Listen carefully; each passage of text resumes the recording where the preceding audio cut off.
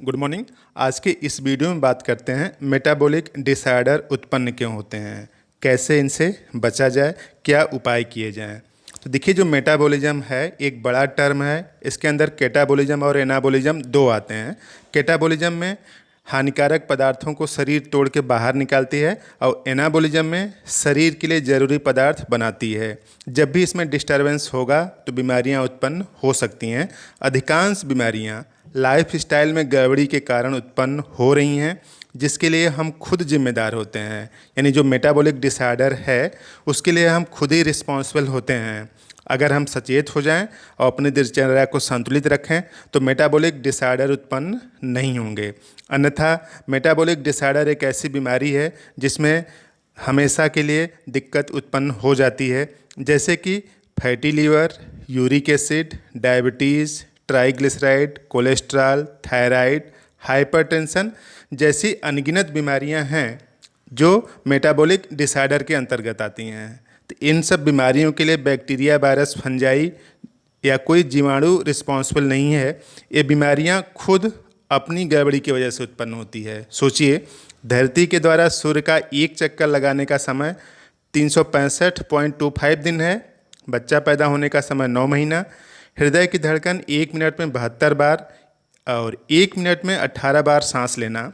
अगर सब कुछ इतना नियत है तो फिर हम अपनी दिनचर्या को अनियमित क्यों करते हैं कि नहीं। प्रकृति में जितनी भी चीज़ें हैं सब बैलेंस, नियमित और संतुलित हैं, तो उसी तरीके से हमें भी रखना पड़ेगा। और क्योंकि हम लोग भी प्रकृति में ही रहते हैं और प्राकृतिक प्राणी हैं। अगर सब कुछ नियमित है तो हम अपने आप को क्यों अनियमित करते हैं।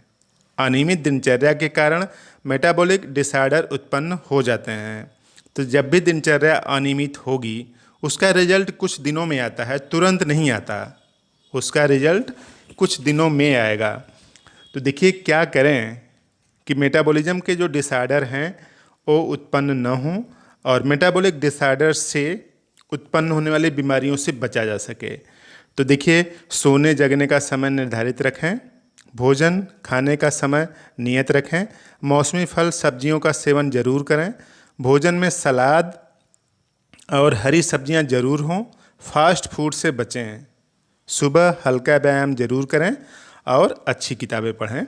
अच्छी किताबें पढ़ने से क्या होगा कि टेंशन नहीं आएगा, या फिर टेंशन को कैसे मैनेज किया जाएगा इसकी क्षमता विकसित हो जाएगी। तो अच्छी किताबें पढ़ना जरूरी है। उसके साथ साथ दिनचर्या को संतुलित और नियमित रखना। तो अगर आप दिनचर्या को संतुलित और नियमित रखते हैं तो मेटाबॉलिक डिसऑर्डर से आप बचे रह सकते हैं। फिर भी कुछ न कुछ मेटाबॉलिज्म में डिसऑर्डर उत्पन्न हो ही जाता है, उसके लिए होम्योपैथिक दवा से उसको करेक्ट किया जा सकता है।